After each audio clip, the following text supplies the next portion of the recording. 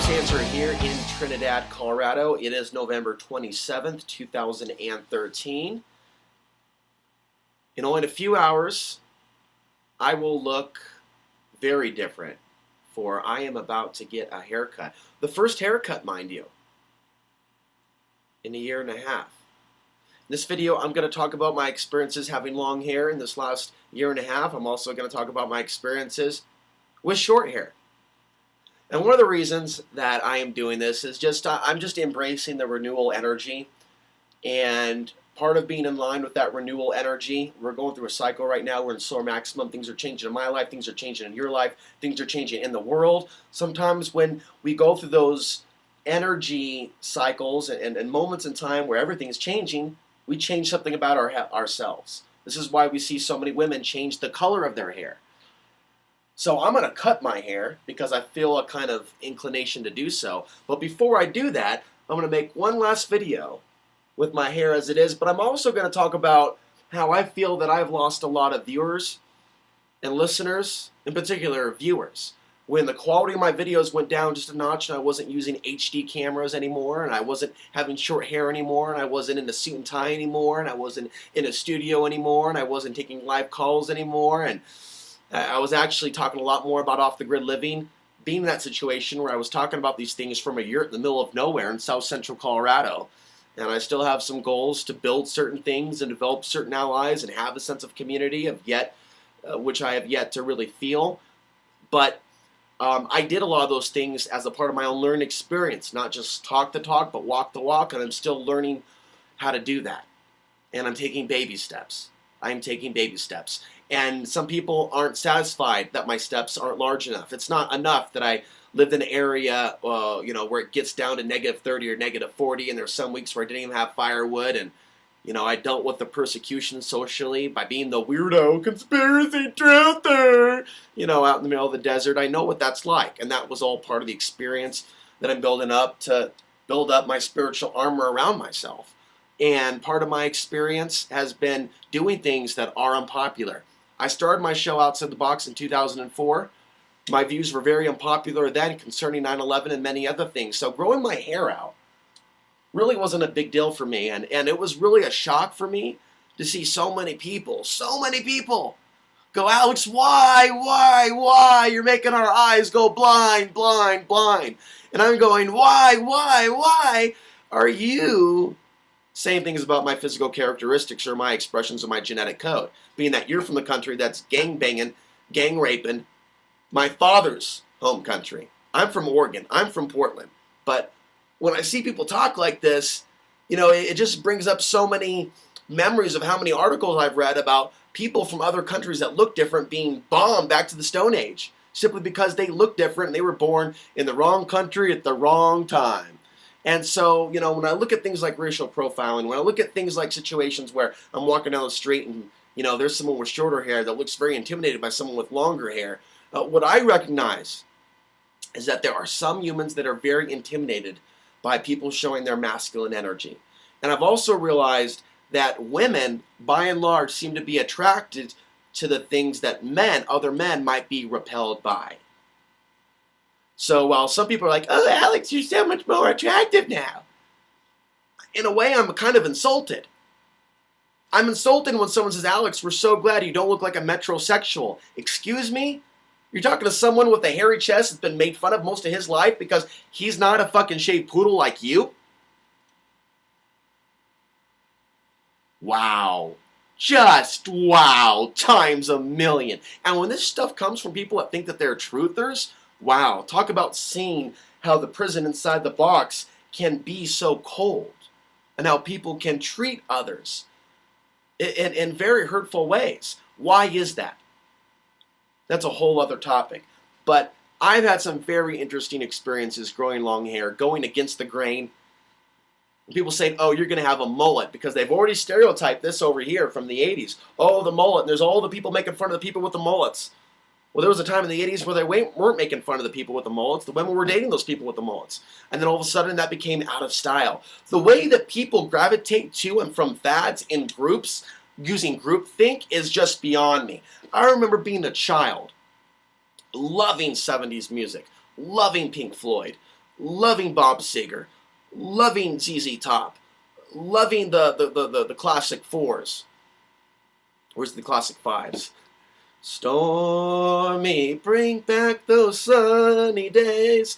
I love the old music as a youngster, and I still do. I still have great disdain for just about everything that's currently being produced. I don't understand why people give Miley Cyrus so much attention. Just please stop it.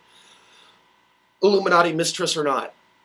So I know what it's like to be different, to have different political views, to have a father from a different country, a country that's being attacked, bombed, gang raped by the country of my birth. I know what that's like. I know what it's like to be a mix of the East and the West. I know what it's like to go off the grid and have people go, why are you going off the grid? You need to stay here in the city with us. We miss you so much. And I want to have a beer with you. Why don't you come over and go camping with me? I can't do that. I'll never leave Portland. You know, I know what it's like to see these boxes keep people in a fucking prison.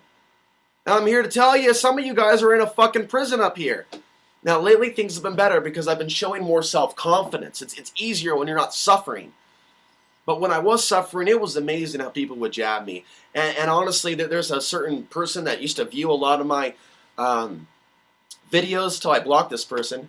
I love blocking people that are assholes. In my opinion, I'm putting out content for free. So when I block certain people, it's not a censorship thing. Because when I block you, you're no longer subscribed to my channel. What I'm saying is, unless you go out of your way to find my content, I'm not going to make it easier for you. Fuck you.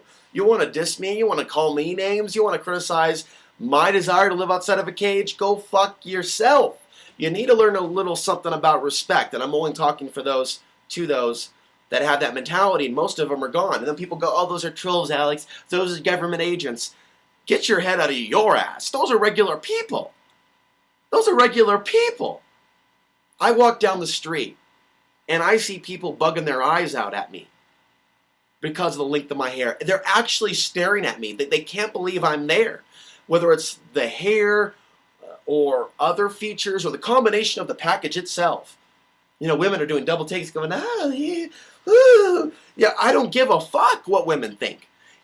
I care what women think if they care about the activism, if they care about the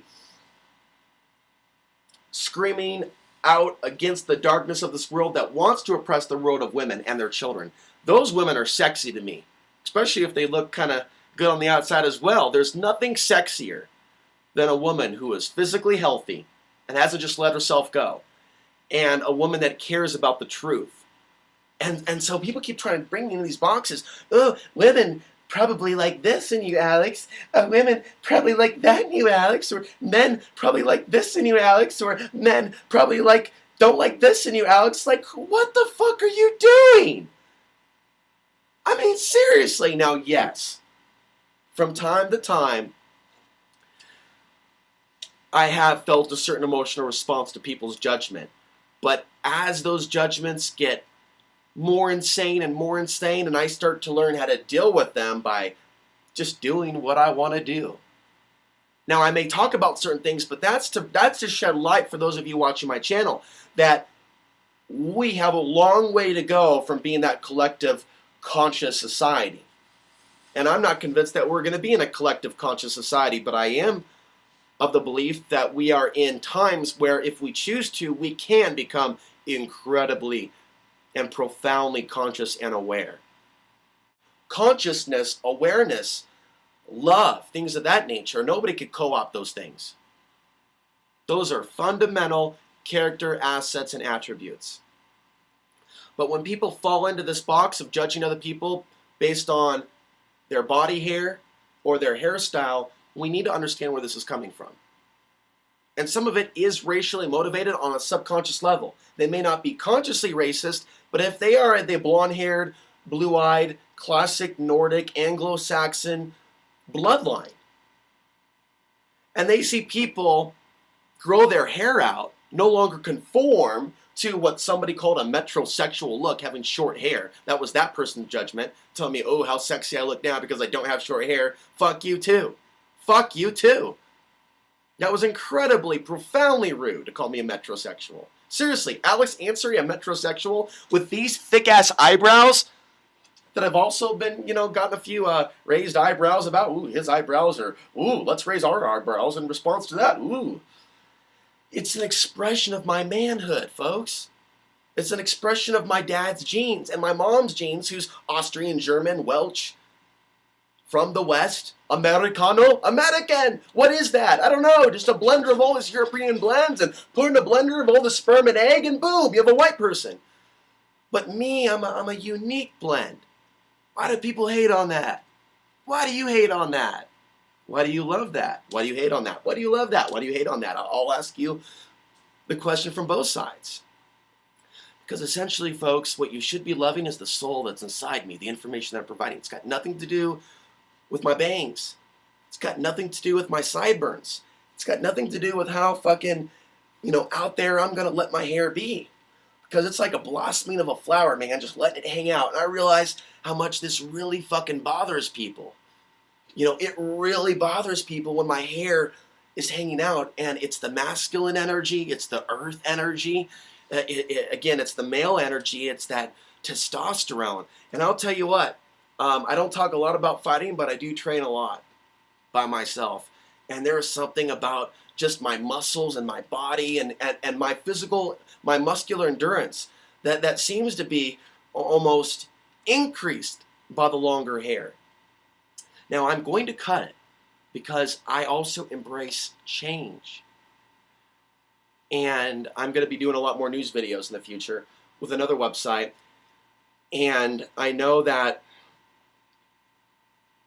there are going to be more viewers once I cut my hair as of tonight and I start doing news videos. You guys watch. And I start using better lights. And I have a webcam coming that I'm spending all of my money on tomorrow. Again, no donations are coming in, but I've spent everything that I own to get better equipment to bring you better videos. I'm even going to cut my hair. But again, as I said, that's because I want to cut my hair. Because I felt this desire to do so as recently as a month ago. But it needs to be a voluntary thing. There's a reason why women are constantly changing their hair color from red to blonde to brunette. Are women attacked by men because they change their hair color? Well, maybe some.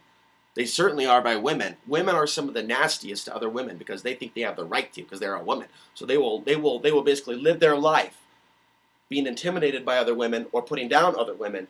And I'm going to write more about this in my book as well, just the nature of women and how they should be supporting other women more. And there's nothing that I just said there that should make a woman angry unless I'm hitting a topic or a button that maybe they should look at more deeply. Because I am not a slave to the illusion of separation. Woman, man, rich, poor, East Coast, West Coast, East Coast, West Coast. Hey, it worked on teenage boys in 1994. When the Illuminati got the black rappers up on stage, East Coast, West Coast, East Coast, West Coast. And if I start making monkey sounds, I'm emulating the monkey in all humans, not blacks. White people to me are monkeys when they act like that. And they're going over and they're bombing Afghanis. Afghanis look like monkeys to me when they're hurting their own people. So let's not get into a racial box. But I see people get into these monkey-like